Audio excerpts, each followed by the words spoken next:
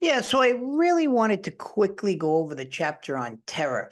You have three important characteristics.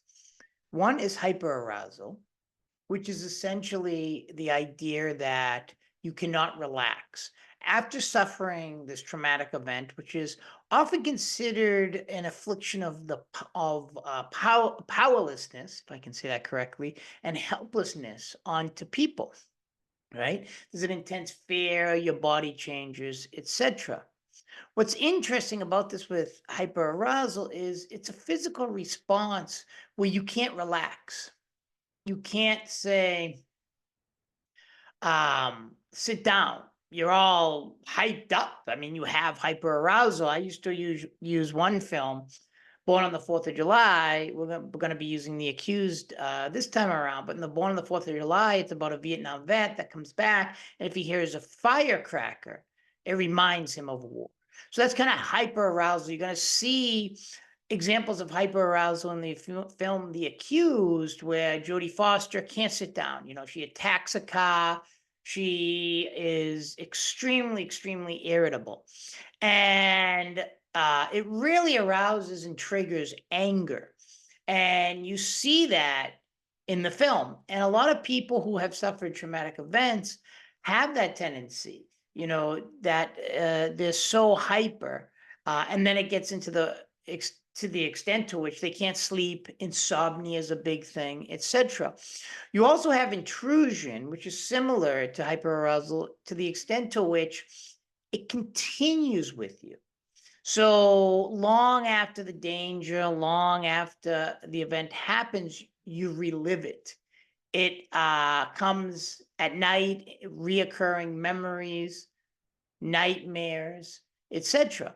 So it's a very, very difficult situation for a lot of people. So these reoccurring memories are very difficult to deal with.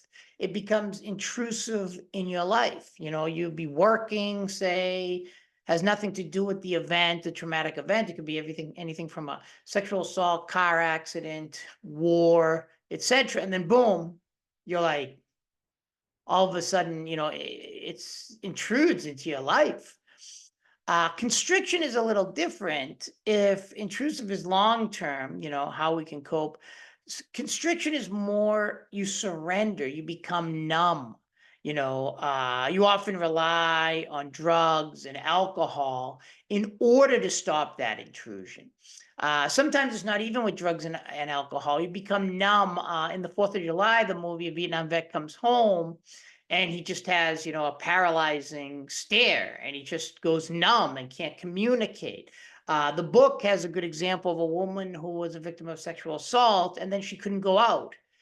She had anxiety. She wanted to surrender. You know, it's like you just want to escape. You know, and there's different variants of this kind of constriction where you have this tendency to kind of want it gone. So you drink a lot, right? You do marijuana. This happened after Vietnam, where people get kind of addicted to everything from heroin, um, alcohol, etc. But it might not even be alcohol or drugs. You just might become numb. You don't go out. You sit in the house. You play video games all the time. You kind of break yourself away from society. And that gets into later, you read disconnection. You become disconnected from your family, your friends, your loved ones. This happens to Jodie Foster in the movie where her boyfriend is not very supportive, so she becomes disconnected from him and also from her mother, among others. So you have these characteristics. On the one hand, what is trauma? It's this affliction of powerlessness and helplessness onto innocent people, and it changes your body, your mind, very long term, intense fear, etc. But what's interesting is you have these characteristics, kind of hyperarousal intrusion, constriction, disconnection, where hyperarousal is you become, well, like it says, hyperaroused. You get irritated by little things that before you wouldn't have. Intrusion is it's always intruding on you, whether it's reoccurring nightmares, memories, you have sleep deficiency, maybe in the middle of the day, you start getting, anxiety. Constriction is kind of a numbness.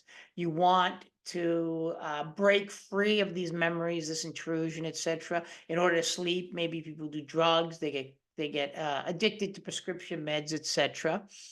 And then you have this kind of disconnection. So with family, friends, and then you end up alcohol, drugs, etc. You're withdrawing. Disconnection is kind of a withdrawal from society. But the constriction part, it doesn't necessarily have to be alcohol. It can be, that's very important to stress, that sometimes people just become numb. And, like that victim of sexual assault example in the book, she didn't go anywhere. She would stay in the house. You become, I believe the word is agoraphobic sometimes, right? You're scared to engage with people, to melt into society. So, you sit in your basement or something like that. So this is very, very difficult for a lot of people. That chapter in Terror and the chapters after, very, very important to kind of understand the characteristics of what trauma victims can have. And remember, trauma is like a scale, everything from a car accident to something greater like war. And trauma is not, and I can't repeat this enough, it's not abnormal. Most people do suffer some kind of trauma. And that's what I like about Judy Herman's book, is she's trying to reevaluate it and redefine it and say, look, it is an older book.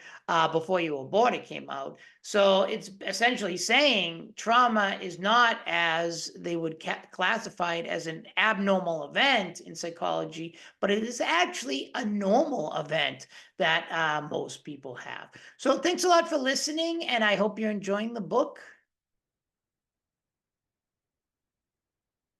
Take care, everyone.